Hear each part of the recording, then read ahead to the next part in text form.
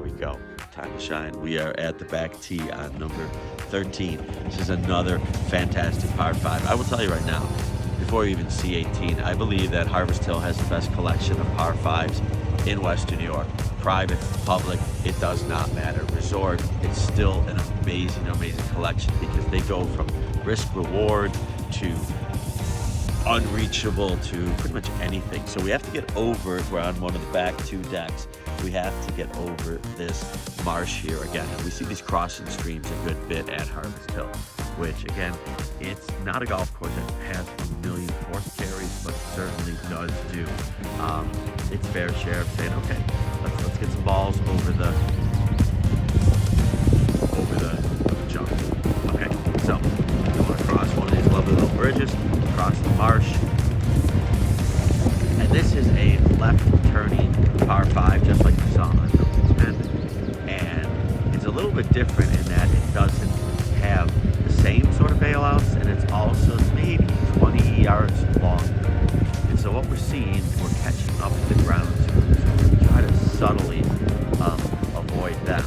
But you gotta, the marsh again extends along the whole left side, along with some trees, and then we've got trees out here to the right. Now there's plenty of fairway room to keep your ball active, but there are bunkers up the left side, so you certainly want to avoid those bunkers. Now the fortunate, this is a fellow on a sand hog, and what he's doing is just not mowing so much as breaking the as getting the sand condition. And so what we're going to do is we're going to try to stay away from him by cutting over to the left side of the fairway. Now we come back up here and we see as we make our final turn to the left. And again, we see it's still got a lot of room here. This would be where some maybe not as well. I can't imagine a drive getting this far, but it might. And then as we keep going up here, there's some bunkers on the right, so we want to stay away from that right side. But there is a little bit of room over here to the left, which is fantastic. And so we can, even if we just hook to the left, we're going to get some relief. And again, stay away from the native areas.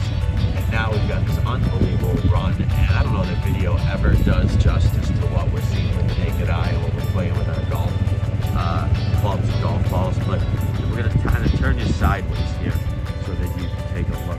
You've got this beautiful green in this hollow, and again, another false front.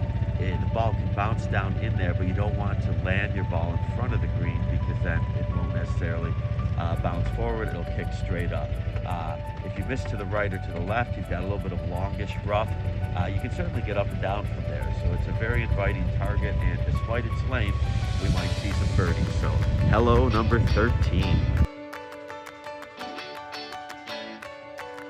Here we are going around behind the back of number 13, and we're heading over to what will be something of a short par 4. This is number 14. So here we are, taking a stroll, motorized stroll through the trees once more. This is the first truly straight hole on the back nine, and it is straight into the sun this morning, so I apologize for that. You can see we're going to be going through a little bit of mist. We'll try to avoid that for technology's sake. Basically, back tee deck, second tee deck. All right, keep turning, water fountain. Keep turning, keep turning. Oh, this is going to be a tricky one. Got to gauge this one properly. You know, we may just fire on through. I'm not positive if it's going to stop. Okay, we're taking a run at it, going through the mist. It's like being at Niagara Falls. That wasn't too bad, thank you. Ground for your water. So we actually see a fellow up here on the green, so we're going to try to stay on the card cap. But this is a little bit tighter drive. Why is it a tighter drive? Because it is a more narrow hole. It's a shorter hole. That was simple. It's tighter because it's more narrow. So anyway, it is a shorter hole. So over here on the right, we have some cabbage and native areas. Also on the left, and there's the green straight ahead. So all the abilities we take is getting a drive in fairway. We're going to cut on up here to give you a look at what it's like from the fairway. Again, staying out of the way of our first while ground screw. But you know, it's not a hole unless somebody is literally a long drive champion that they're going to get close to. But it is a marvelous golf hole, and I think also we'll see some birdies. Just because, again, if somebody puts it in the fairway, we're going to have a little wedge in their hand, and then boom, they're on the green. And again, not a killer green, nothing rolling, nothing heaving. There should be some good reads, some good birdies and pars made on this hole.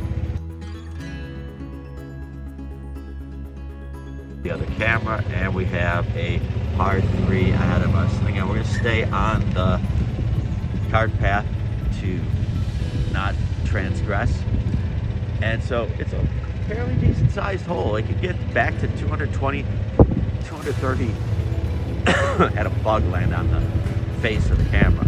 So anyway, they can get back to 220 yards, and that is not easy. I'm sure that a low runner would bound on up there onto the green, but you know, all you want to do is basically, I think short is better on this hole than long, because you can see to the right what we're driving through is just unplayable. You get in here, you're basically going to be hitting 4 from the fairway. We'll be playing the local rule, and the same thing on the left side. There's a bunker there on the left, which would actually be a salvation.